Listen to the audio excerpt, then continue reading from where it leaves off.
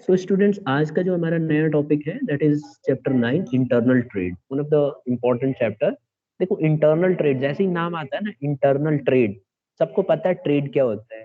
Trade का मतलब है एक जगह से दूसरी जगह सामान इधर से उधर जब हम बेचते हैं तो उसको बोलते हैं, ये हम पहले पढ़ चुके हैं।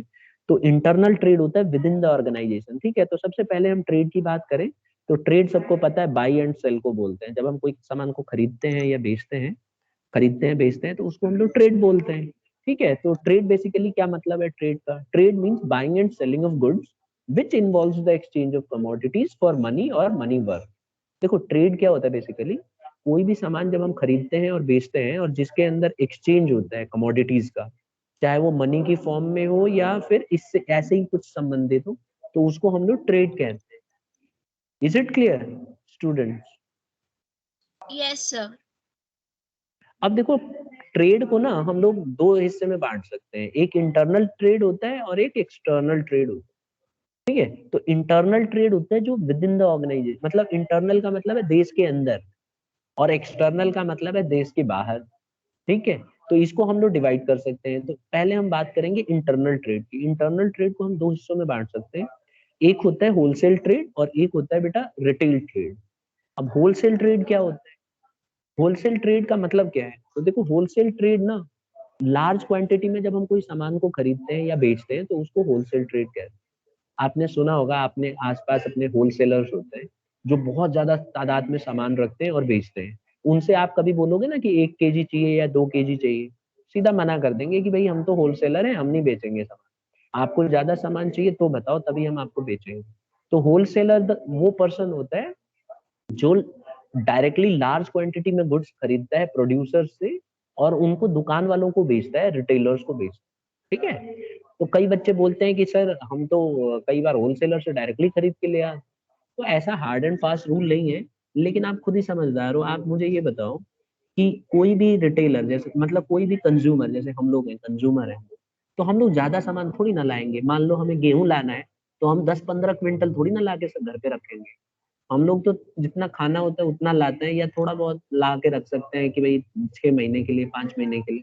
इससे ज्यादा हम थोड़ी ना रखेंगे, नहीं तो खराब होने लगेगा। मान लो आप दाल ला के रख रहे हो, तो दाल कितना लाओगे? अपने पेरेंट, जो परिवार का आपके सदस्य हैं, उनके हिसाब से ही लेके आते हैं हम लोग। तो कंज्यूमर को ज्यादा लॉट नहीं चाहिए होता है, कंज्यूमर को जितना खाने की जरूरत है उतना ही लाता है, और फिर उसको खत्म हो जाता है तो दोबारा जाता है फिर खरीद के लाता है। और रिटेलर क्योंकि बहुत ज्यादा तादाद में सामान को बेचता है, तो उसको ज्यादा क्वांटिटी खरीदनी। तो बेसिकली होलसेल ट्रेड एक ऐसा तरीका है जिसमें होलसेलर डायरेक्टली प्रोड्यूसर से सामान खरीदता है और किसको बेचता है? रिटेलर को। रिटेलर। रिटेलर। तो आगे से आपसे पूछा जाएगा कि हु इज द होलसेलर, तो आप कह सकते हो कि wholesaler is the person who directly buys goods from the producer and sells them to the retailer. वो व्यक्ति है जो प्रोड्यूसर से खरीदता है, यानी कि किसान से सीधा खरीदेगा।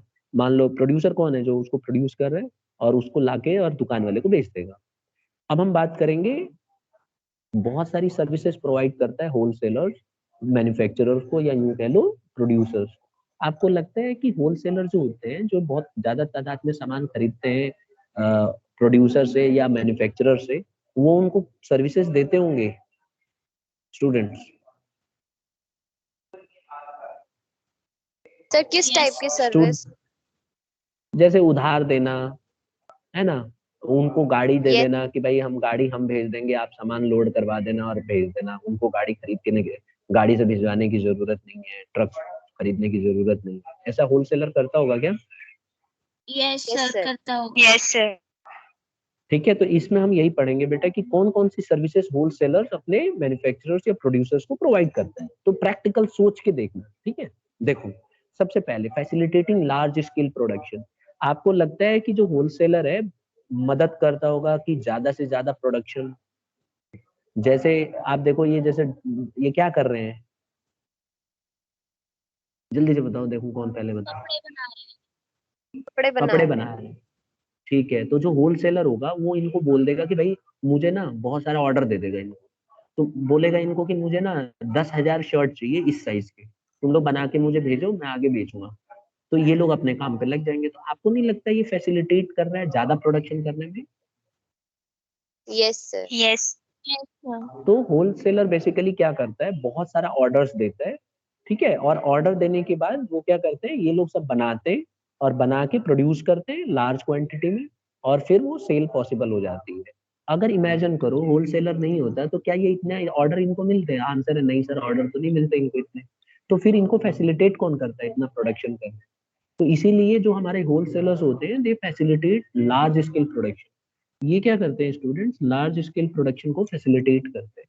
तो आप आंसर में यही लिखते हैं ना कि wholesalers orders in bulk and they are able to sell those goods to the retailers and therefore they facilitate these people in large quantity in producing large quantity goods। तो इसलिए ये हेल्प हो जाती है, ठीक है? Yes, sir. क्लियर है बेटा? नेक्स्ट देखो, ब्रेकिंग रिस्क। देखो होता क्या है कि जो होलसेलर्स होते हैं ना, एक ही बार में सारा सामान खरीद लेते हैं।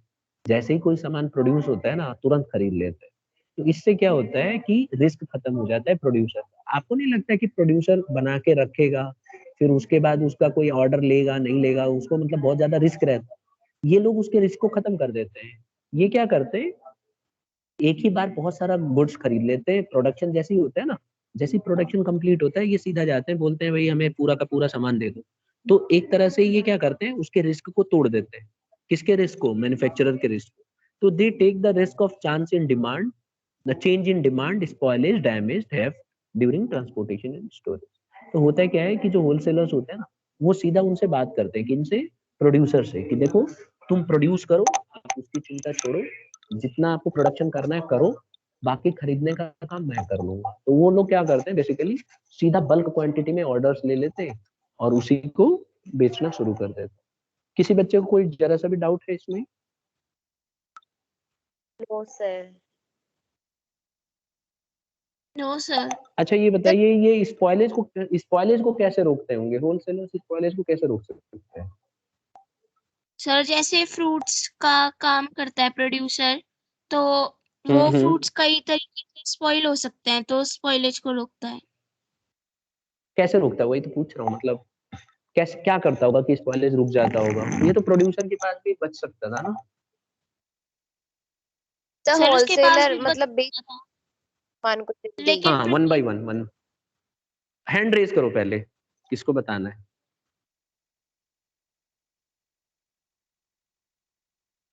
तनीषा बंसल ने पहले हैंड रेज किया। हाँ बोलो बेटा। सर स्पॉइलेज रुक सकता था, इसके लिए प्रोड्यूसर को वेयर हाउसेज वगैरह की जरूरत पड़ती है, लेकिन अब उससे डायरेक्टली होलसेलर खरीद लेगा, तो वेयर हाउसेज की जरूरत होलसेलर नहीं को ज्यादा पड़ेगी। होगी एज प्रोड्यूसर। और होलसेलर अफोर्ड भी कर सकता है ना? होलसेलर अफोर्ड कर सकता है क्योंकि उसके पास ज्यादा पैसा होता है, और प्रोड्यूसर अपने मेन काम पे ध्यान देगा। देखो प्रोड्यूसर कौन होता है बेसिकली? किसान होते हैं या फिर ऐसे लोग होते हैं जो प्रोड्यूस करते हैं, तो उनका सारा का सारा फोकस तो प्रोडक्शन पे लगा रहता है। तो अगर कल को वो वेयर हाउसेस बनवाएंगे तो वेयर हाउसेस में करोड़ों रुपए लगते हैं।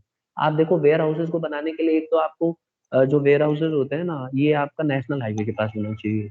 मतलब टर्म्स एंड कंडीशंस गवर्नमेंट की बहुत ज्यादा है।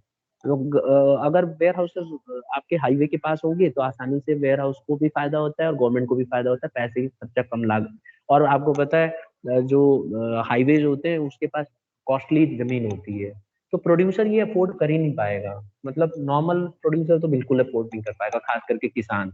तो इसीलिए अगर मान लो प्रोड्यूसर के पास ही रहती तो ये पक्की बात है कि स्पॉइलेज हो जाएगा उसका, वो वेयर हाउस अफोर्ड नहीं कर सकता। तो ऐसे में क्या होता है, जो होलसेलर्स होते हैं ना, they are very rich people basically. और ये वेयर हाउसेस इनके खुद के भी होते हैं, ज्यादातर टाइम देखा गया है कि इनके खुद के अपने वेयर हाउसेस होते हैं। तो ये और सेफ्टी भी रखते हैं ये लोग, क्योंकि ये लोग, इनके पास पैसा होता है तो उसको सिक्योरिटी काफी अच्छी होती है, तो चोरी भी नहीं होती, स्पॉइलेज भी नहीं होती सामान। तो ये सब सामान ये लोग हैंडल कर पाते हैं, ठीक है? Yes sir. क्लियर है यहाँ तक? फिर एक और आता है बेटा, यस फाइनेंशियल सर। असिस्टेंस। देखो होलसेलर्स क्या करते हैं, परचेज करते हैं कैश बेसिस, ठीक है? तो कई बार देखा गया है कि ये लोग ना एडवांस तक भी दे देते हैं प्रोड्यूसर्स को बोलते हैं ठीक है एडवांस पैसा लो और इससे जितना भी काम करना है आप करो, बाद में जब हम आपकी फसल या जो भी प्रोडक्शन वाला सामान खरीदेंगे तो पैसा उसी में से काट लेंगे, एडजस्ट कर लेंगे। तो देखा गया है कि जो होलसेलर्स होते हैं they provide financial services also. तो इसको ऐसे लिखते हैं ना कि wholesalers purchase on cash basis and sometimes they also give advance payment for bulk purchase. तो इससे क्या होता है, जो प्रोड्यूसर है उसके पास पैसा आ जाता है, फिर उससे वो अगर मान लो किसान है तो खाद खरीद लेगा, और मान लो कि कोई दूसरा चीज बनाने वाला है तो रॉ मटेरियल खरीद लेगा।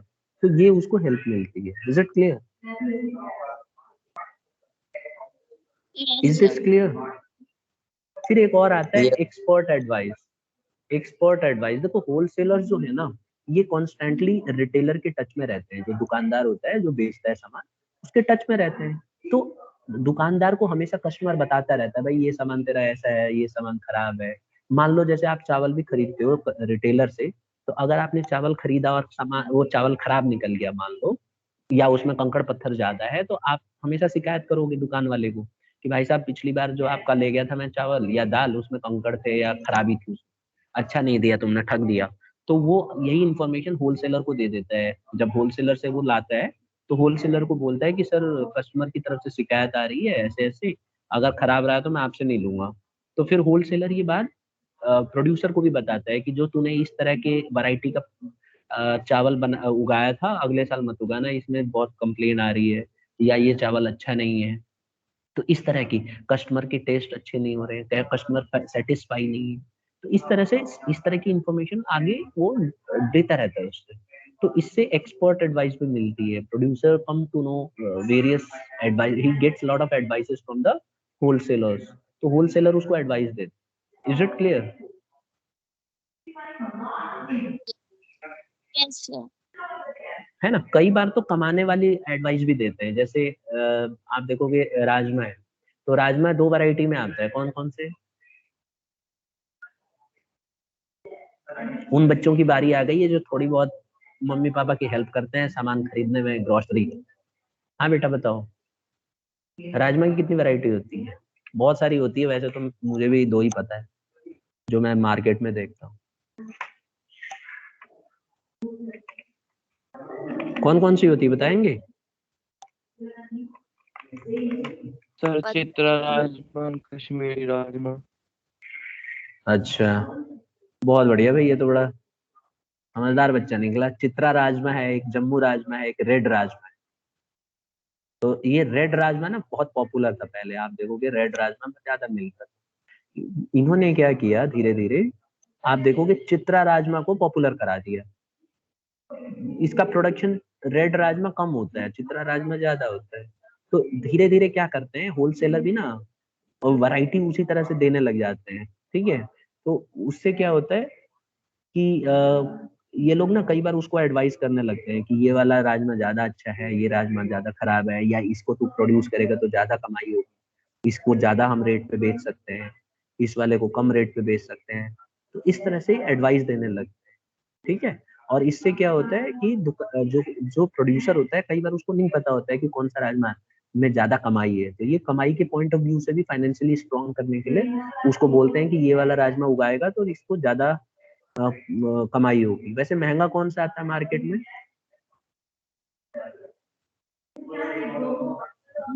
कौन सा राजमा महंगा आता है? मुझे नहीं पता, मैं आप ही लोगों से पूछ रहा हूँ। सर शायद रेड वाला है। ये वाला तो नहीं आता, ये वाला, ये मुझे तो लग रहा है कि ये राजमा ज्यादा महंगा कर दिया आज के लिए इन्होंने। वाइट वाइट जिसमें दाग है ना? या गलत बोल रहा हूँ? ठीक है, चलिए बस इतना समझ लीजिए कि ये लोग ना इनको मदद करते रहते हैं। ठीक है, तो मदद करते हैं तो इनको आइडिया मिलती रहती है, और एक्सपर्ट एडवाइस देते हैं कि कौन सा फसल उगानी है, कौन सी नहीं उगानी है, किसमें ज्यादा प्रॉफिट है, किसमें कम प्रॉफिट है। उसी के हिसाब से जो प्रोड्यूसर है अपने आप को चेंज करता रहता है। Okay, clear to all students? Yes, sir.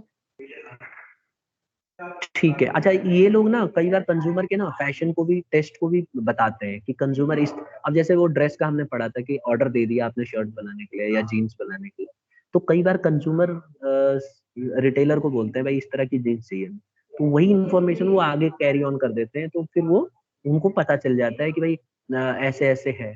आपको पता है कि जीन्स पहली बार कैसे आया, जीन्स पैंट? मतलब पहले कौन पहनते थे? सबसे पहले जीन्स जब आया तो किस तरह के लोग पहनते होंगे? मैं चलो ऑप्शन दे रहा हूँ। बहुत पैसे वाले लोगों में पॉपुलर था, या मिडिल क्लास में, या मजदूरों में? सर मजदूरों में। यस। मजदूरों में। और कोई? आदित्य, किसमें पॉपुलर था पहले? सर मजदूरों में। मजदूरों में। तुक्के मार रहे हो तुम लोग सभी। और कोई बच्चा मिडिल क्लास में तो नहीं बता रहा है कोई? अनुज, मिडिल क्लास में था क्या? सर प्रॉपर नॉलेज नहीं है अभी। नहीं है, चलो मैं बताता हूँ। एक्चुअली क्या है, ये बनाया मजदूरों के लिए गया था, ठीक है। और इसकी एक खास वजह है कि आपने देखा होगा जीन्स पैंट में फ्रंट में एक छोटी सी जेब होती है, देखा है? छोटी सी जेब होती है, जेब के अंदर ही। नोटिस किया किसी ने? वो एक्चुअली जेब पता है क्यों यस होती सर। थी? वो होती थी कॉइन्स रखने के लिए, मजदूरों के लिए, ठीक है।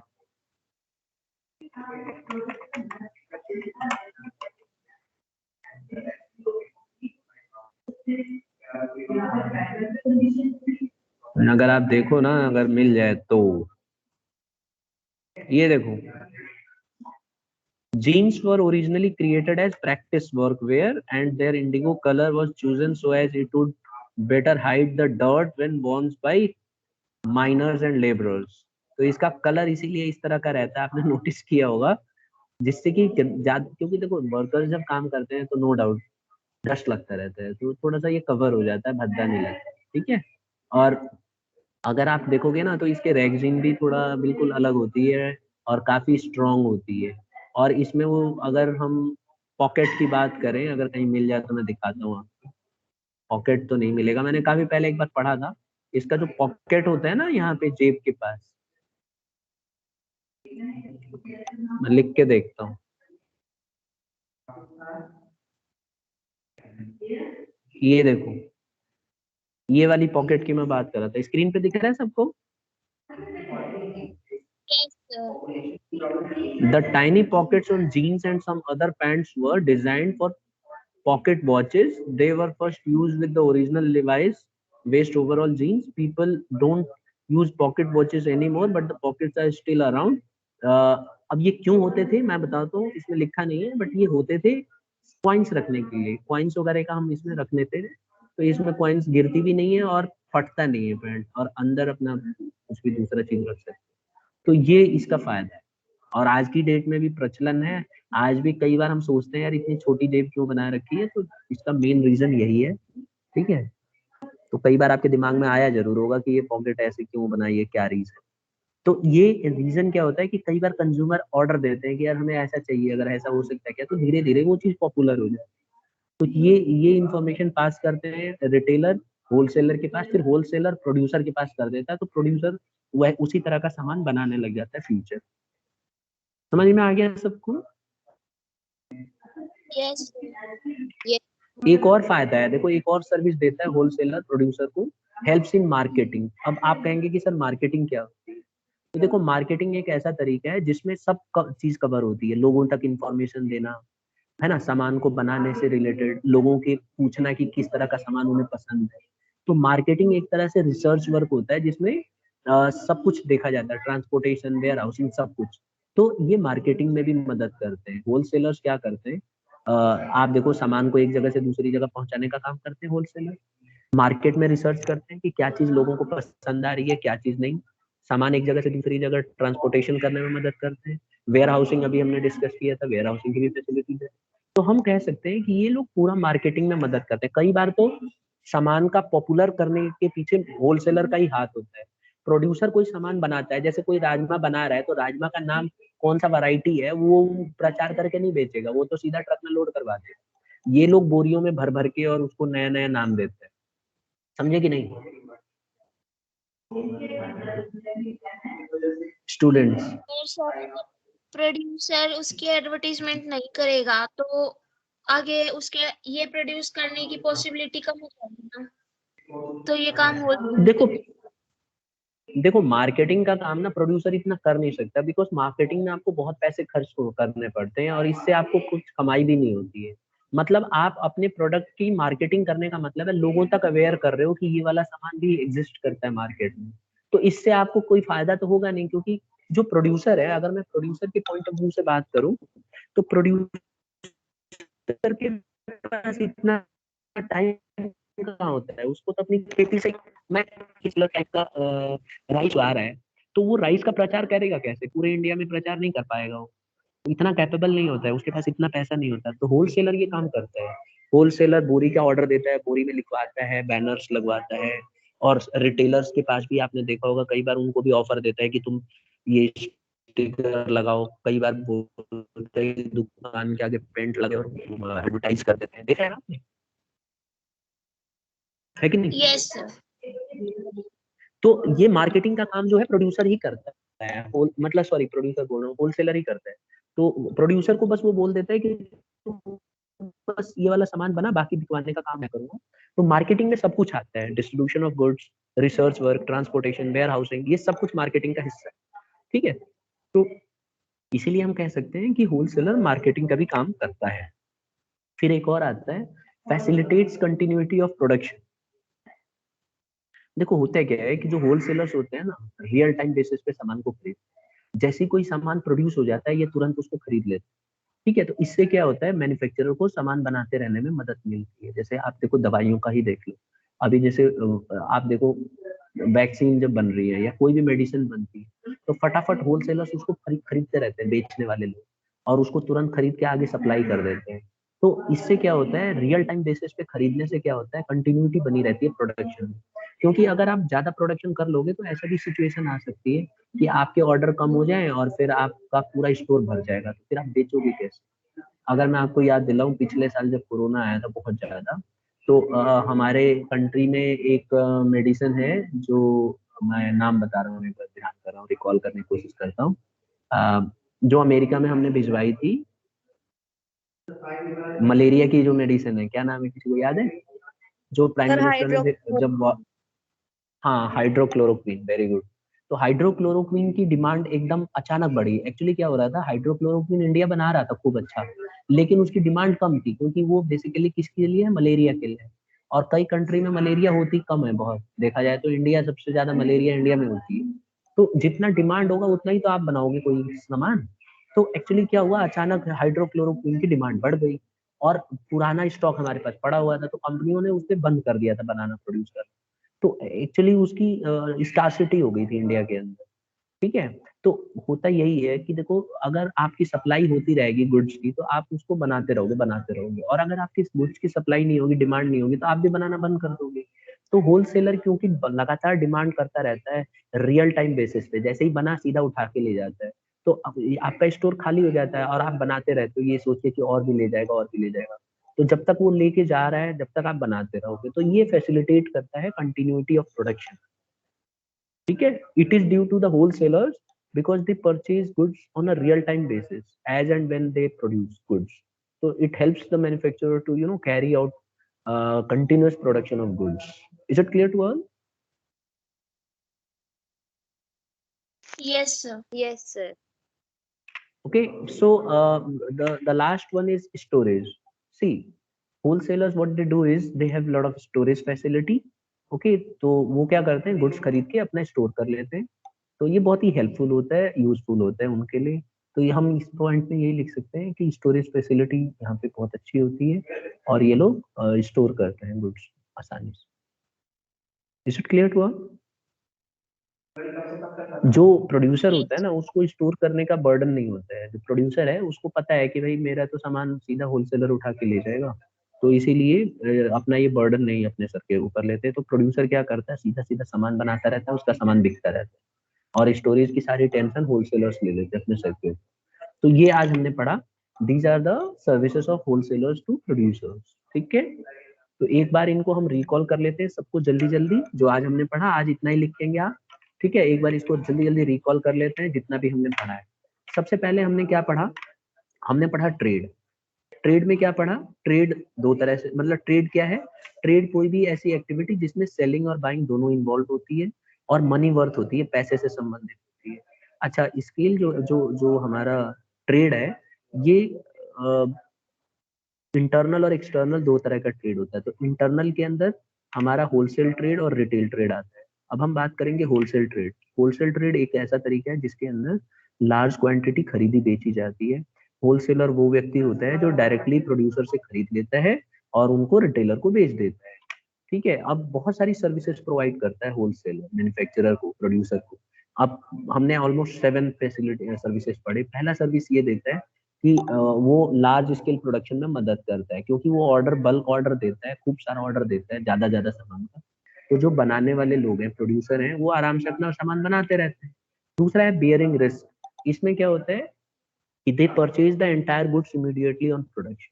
ये क्या करते हैं, गुड्स को इमीडिएटली प्रोड्यूस कर मतलब परचेज करने लगते हैं। ये रिस्क ले लेते हैं, यानी कि जो होलसेलर्स हैं ये सीधा सीधा रिस्क लेते हैं, क्योंकि वो सीधा खरीद लेते हैं, फिर उसमें जो सड़ने का डर है, डैमेज का है, चोरी का है, वो सब अपने ऊपर रिस्क ले लेते हैं। तो इसीलिए ये लोग रिस्क ले लेते हैं। तीसरा है फाइनेंशियल असिस्टेंस। जैसा कि मैंने आपको बताया, ये लोग ज्यादातर कैश बेसिस में ट्रांजैक्शन करते हैं। तो होलसेलर को सीधा कैश मतलब प्रोड्यूसर को सीधा कैश दे देते हैं, या कई बार एडवांस पैसा भी दे देते हैं। तो इससे फाइनेंशियल असिस्टेंस मिलती है। एक और हमने पढ़ा एक्सपर्ट एडवाइस। ये लोग क्या करते हैं, क्योंकि ये कांस्टेंट टच में रहते हैं कंज्यूमर के थ्रू, तो कंज्यूमर कस्टमर से जो भी फीडबैक मिलता है वो आगे फॉरवर्ड कर देता है होलसेलर को, और होलसेलर यही वाली एक्सपर्ट एडवाइस रिटेलर उसको देते हैं, प्रोड्यूसर से मदद मिलती रहती है। फिर मार्केटिंग में भी मदद करते हैं। मार्केटिंग का मतलब होता है इसमें सब कुछ आता है, distribution, research, transportation, warehousing. तो ये सारा का सारा काम होलसेलर्स करते हैं। तो इसीलिए हम कह सकते हैं कि ये मार्केटिंग का भी काम करते हैं। अच्छा, एक और पॉइंट था कि ये करते क्या है होलसेलर्स, कि रियल टाइम बेसिस पे जैसे ही सामान बन जाता है तुरंत उसको खरीद लेते हैं। तो रियल टाइम बेसिस की वजह से कंटिन्यूटी बनी रहती है प्रोडक्शन। तो डायरेक्टली ये लोग खरीदते रहते हैं। और last point but not the list, storage facility provide करते हैं। तो ये लोग हमेशा स्टोरेज फैसिलिटी प्रोवाइड करते हैं होलसेलर्स। ठीक है, तो ये सारे पॉइंट हम लोगों ने स्टूडेंट्स डिस्कस कर लिया। Is it clear to all? Yes sir. Yes अगली अगली क्लास में हम लोग पढ़ेंगे services of wholesalers to retailers. आज हमने पढ़ा कि होलसेलर प्रोड्यूसर को क्या क्या सर्विसेज देते हैं। अगली क्लास में हम पढ़ेंगे कि होलसेलर दुकान वालों को क्या क्या सर्विसेज। ठीक है, तो वो नेक्स्ट क्लास में हम करेंगे। आज आपका यही काम है कि 7 पॉइंट्स जितना भी हमने लिखा है, ये सारे के सारे पॉइंट्स आपको अच्छे से नोट कर लेना है और अच्छे एग्जांपल्स के साथ नोट करना है। ठीक है स्टूडेंट्स? ये